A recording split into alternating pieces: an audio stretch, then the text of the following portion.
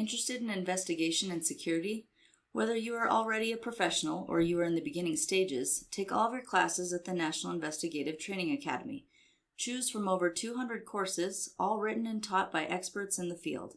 The National Investigative Training Academy, or NITA, has offered high-level investigative and security training for over 12 years. Like live classes, NITA has those too. Sign up today for private investigation and security courses and use brand ambassador code B as in boy, A as in Adam, 2367. Take a look at investigativeacademy.com. You'll find the link in our show notes.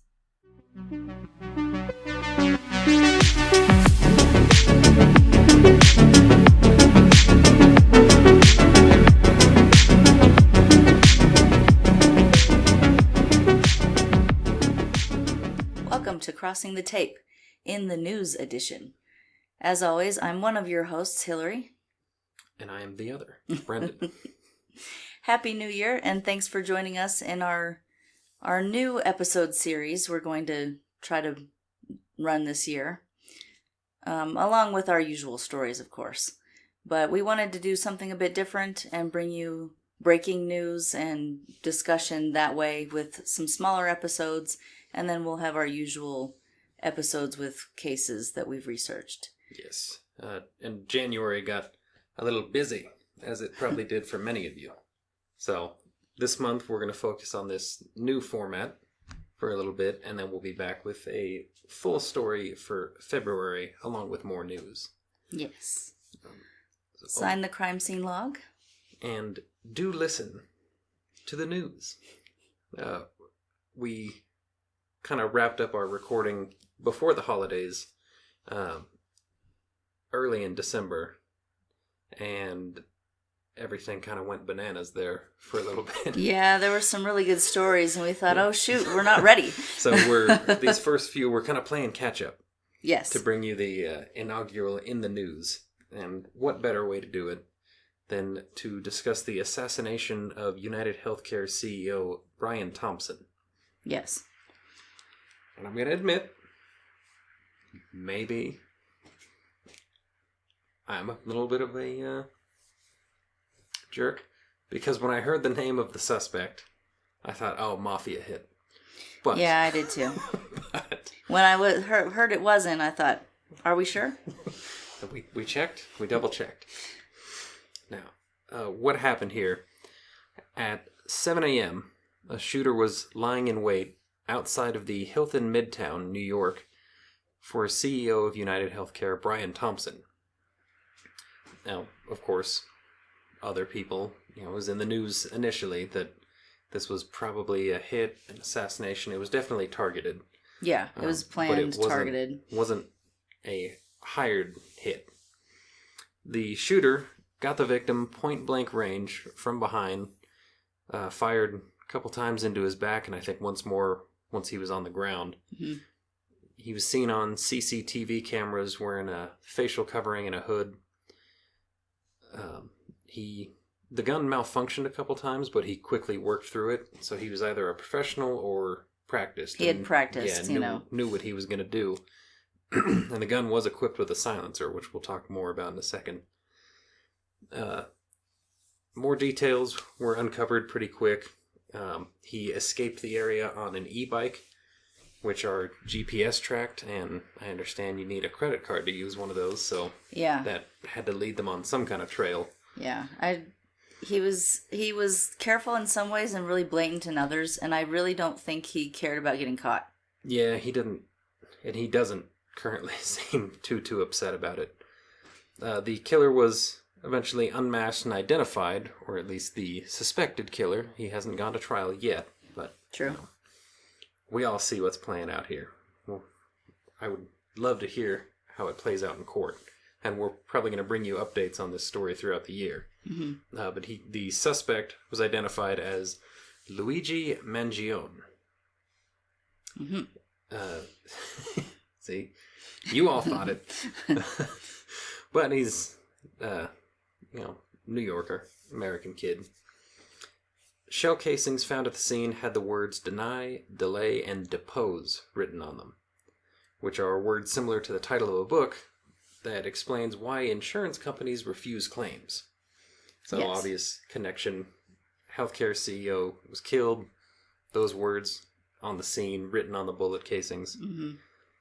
Which, of course he wrote those to be found. He didn't write those for his own pleasure. Right, it was... and he didn't clean up the casings from the scene. No, he left it was a signature of sorts. Not quite a signature, but it was... he left it was a a note. statement. Yeah. The gun was 3D printed with a 3D printed silencer in a 9mm Glock style of ghost gun. Mm-hmm. So on December 9th, Luigi was caught in Altoona, Pennsylvania. There's some further details that are kind of interesting about what happened with him. First, he was caught at a McDonald's, and he still had the suspected murder weapon in his possession. And this was days later, so... Right, so... he had time to ditch it. Yeah, and he's in a different river, state. He could have... Right. There's a lot of places that gun could have gone. He had time and distance to get rid of it, but right. he didn't. He so didn't. he, again, either... maybe he thought he was going to need it again. Maybe he thought it's fine if I... it would be better... if I hang on to it. If it's not found somewhere... right. In a ditch and connected. Maybe he thought the safest place for it was in his possession because he didn't think he was going to get caught. Even though he's on several cameras. Yeah.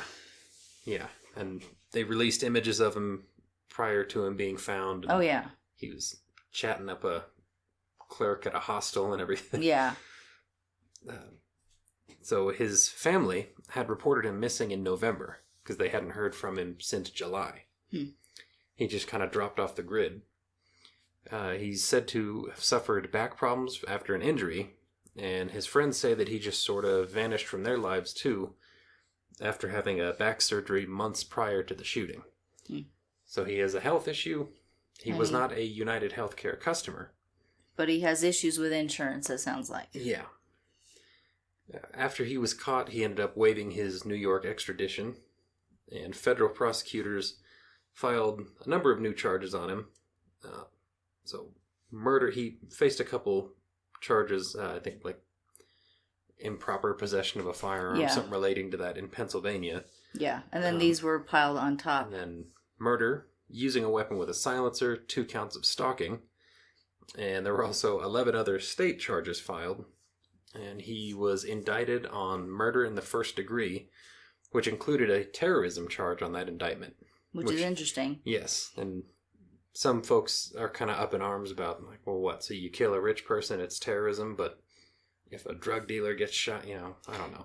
Yeah, but I think there has to be more elements to to the act for it to be a terrorism charge. It's not just that, he killed somebody who's well known.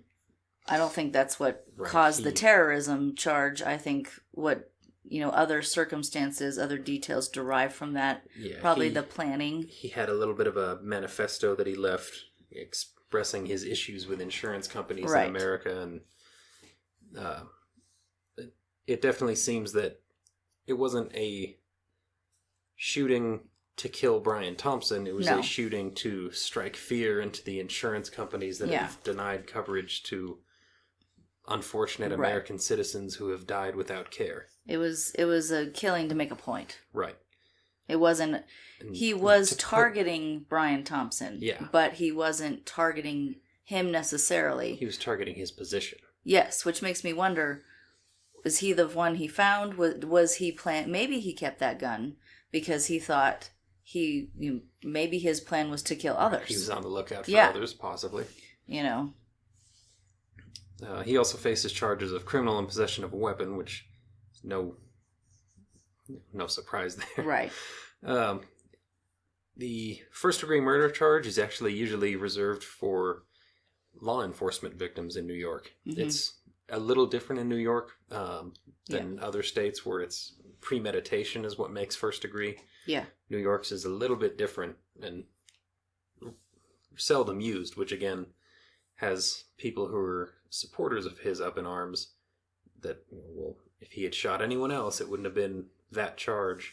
Yeah, that's not necessarily true. But again, it's the method and the reasoning that the intent that the state believes they'll be able to prove in court. Right. That raises it to that level. His own mother said, yeah, I could see him doing that. Yeah, that's not good. No. His notebook, explaining some of the things he was planning, said that he was first considering a bomb threat. And we know he agreed with some things that Ted Kaczynski said, the Unabomber. Yeah. From his Goodreads account, he reviewed some writings by Kaczynski and explained that he didn't agree about harming innocent people, but he understands the point of the bombings. And then he harmed a guy who... Yeah, so very contradictory. Innocent, but he decided that guy was the face of injustice. So, contradictory on many levels. Yes. His fingerprints match prints that were found around the crime scene. Mm-hmm. So, again, he is suspected. Yeah. But there's... The evidence that is publicly known, that's been released to the media, it doesn't look good for him. I'm going to be very interested to see what his defense is in court and if he takes the stand himself. Yeah, and we'll definitely have to cover that. Obviously it will come to trial at some point, and we'll have to cover that. But we should definitely look into it, especially if he does take the stand himself, because that's always interesting. I'm very interested to hear his testimony and how he aims to justify this in any way. Well, and that's the thing, is that usually, if a defendant takes the stand, and especially if they are charged with a heinous crime or something very violent, it usually does not help their case. Yeah. And many defendants insist on it because they want people to hear and the jury to hear what they have to say, not what their attorney's saying. Right. And it's usually a bad idea, but many of them do that. And it is interesting that I'm always interested in the actual defendant's testimony. Yeah. And again, it's not looking good for him, and we can't say he is the one, but, all of this is alleged. From everything that's been publicized so far, if I had to point my finger, I know where I would point it. Exactly. And his family's net worth is estimated to be around $100 million. Mm-hmm. Brian Thompson's was $43 million. Yeah. Which is why I personally take issue with people giving him this Robin Hood status. That, well, he's putting the wealthy on notice for how they've been treating. He's not. He is the wealthy. Yeah. And he wasn't a customer of this place that was wrong. Right. That was denied coverage. Yeah. If he needed back surgery, I would venture to say his family could arrange for him to have that surgery performed. Yes, the Robin Hood persona is BS. To be a little more brutally honest, I think he's a kind of a rebel who needed a cause. Yeah, I think he needed a purpose. And because, if your family has that kind of money, to the rest of the world, it looks like you're on easy street. Right. And You've got everything you need. Maybe his point was to prove that he doesn't have it completely easy. Mm-hmm. And he wanted to show the world that, he's more than just money. Right. And his back surgery in the months leading up to it, maybe he saw how messy the system can be. And perhaps he knows that, wow, if I didn't have golden tier insurance that his family's able to cover, he'd be in a predicament. Right. And maybe it's a vendetta for the little man kind of thing. Right. He's standing up for the less fortunate, but I don't think you do that by killing a person in a certain position. Exactly. I'm not saying what he did was right. Right. What he allegedly did was right. Yes. It's one of those cases where it's when you find out more, you hear the initial and it's shocking, and then it's interesting with the shell casings really piqued my interest. Yes. And of course the fingerprints and everything, because that puts him right there along with the CCTV. However, it is interesting when more is revealed because there's more layers of the suspect. And once you understand the suspect a little more, you understand the motivation. And it's interesting in this case that, he comes from wealth, targeted somebody wealthy, I don't know. It's a little rare, and it's interesting. So I'm really curious and interested if he does take the stand what is said, and if he doesn't, I'm really curious about what the defense is. Yeah, and I kind of want to watch both versions of that trial. Right. One of him explaining why it's okay for him to have done what is alleged. Because it's not okay what he allegedly did. For his attorneys, I think the only way they could go is to attack the evidence and try to insinuate that, look, someone did this and they shouldn't have, but it's not necessarily our client. Right. I don't think they would be able to come up with any, hey, listen, this was self-defense for X, Y, Z. No, I think it probably would have to be a mistaken identity kind of thing. Right, that my guy always travels with a silenced pistol across state lines. Right. That doesn't mean he assassinated a CEO. Right. But as soon as more major details come out in this case, we will be back to cover all that for you. Yes. So please join us again. We'll have another couple news episodes for you soon. Mm-hmm. And then again in February, we've got a fun one planned for our main story. Yeah. We're not giving those up. We just ran out of time this month. This month it's been bananas. Yeah. It's been a bit crazy. It's been bananas, and I would like an appeal. Thanks. To steal your joke. Thanks. I wouldn't have said that joke if I knew it was going to be public. Well, please sign the crime scene log on your way out. Come back again soon, and we thank you for joining us. Stay safe. So long. Taction USA is your go-to source for crime scene and evidence collection supplies. Taction USA offers quality products all designed and tested by active duty first responders and investigators. With no minimum order, you can order as much or as little as you need.